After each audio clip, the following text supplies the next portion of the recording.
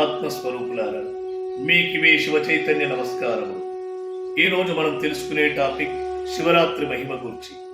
సాక్షాత్తు ఆ జగజ్జనని పార్వతీమాత మానవాళి రక్షణ కోసం వ్రతములలోకెళ్ళ గొప్ప వ్రతమేమి అని ఆ పరమేశ్వరుణ్ణి అర్థించిన మహాదేవుడే చెప్పినటువంటిది శివరాత్రి అని.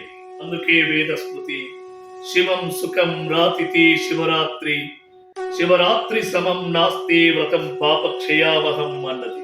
అనగా సర్వ శుభాలను సర్వ సుఖాలను ప్రసాదించినది అనియు, సర్వ పాపాలను ప్రక్షాళనము చేయనది అనియు, ఏ వ్రతముతో సమానము కానిది అనియు చెప్పబడినది. మానవుని మోహాన్ని, అజ్ఞానాన్ని, అంధకారాన్ని తొలగించి రాజమార్గంలో పయనింపజేసే రాత్రియే శివరాత్రి. అదే జ్ఞానరాత్రి. శివరాత్రి మహిమ గురించి లింగ, స్కంద, పద్మ పురాణాలలో విశదీకరించబడింది. ఇట్టి పురాణాలను జగజ్జననీలైన పార్వతీ పరమేశ్వరుల వివాహం జరిగినట్లుగా తెలుపబడింది. అదే విధముగా సృష్టి ప్రళయానంతరము జీవుల పునరుద్ధరణ కోసము పరమేశ్వరుడే సాక్షాత్తు తాండవ నృత్యం చేసినట్లుగా అభివర్ణించబడింది. అలాగే సృష్టి ప్రాణ చైతన్యాన్ని సుస్థిరపరచునట్లుగా ఆ పరమేశ్వరుడే లింగాకారంగా ఆవిర్భవించాడని బ్రహ్మ, విష్ణువు ఇత్యాది దేవతలు నీవే దేవదేవుడవు, ఆదిదేవుడవు, మహాదేవుడవు అని స్తుతించాలని తెలియజేసే అద్భుతమైన రాత్రియే శివరాత్రి. అందుకే ఇది శివరాత్రి అయినది.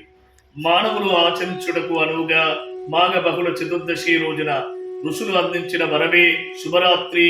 ఈ శివరాత్రి భక్త జనావళి అంతా కూడా ప్రాతకాలమందే నిద్రలేచి మంగళ స్నానములు ఉనర్చి శుచిర్భూతులై ఆ దేవదేవుని మనసా వాచా కర్మణ త్రికరణ శుద్ధిగా సేవిస్తూ ఆ రోజంతా ఉపవసించి స్వామివారికి ప్రీతికరముగా దివ్య బిల్వ దళార్చనలు, పంచామృత మంగళ ద్రవ్యాభిషేకములు వనర్చి స్వామివారి దివ్య సన్నిధిలో సాయం సంధ్యా సమయం నుండి మరుసటి రోజు ఉదయాత్పూర్వం వరకు స్వామివారికి ఇష్టమైన భజనలు, కీర్తనలు, స్తుతులు చేస్తూ జాగరూకులై జాగరణ చేసే రాత్రియే శివరాత్రి. మహాదేవుడికి 5 ముఖాలు ఉన్నట్టుగా శాస్త్రాలలో పురాణాలలో తెలుపబడింది. మరి అవి సజ్జోజాత, వామదేవ, అఘోరేభ్య, తత్పురుష, ఈశాన ముఖాలు.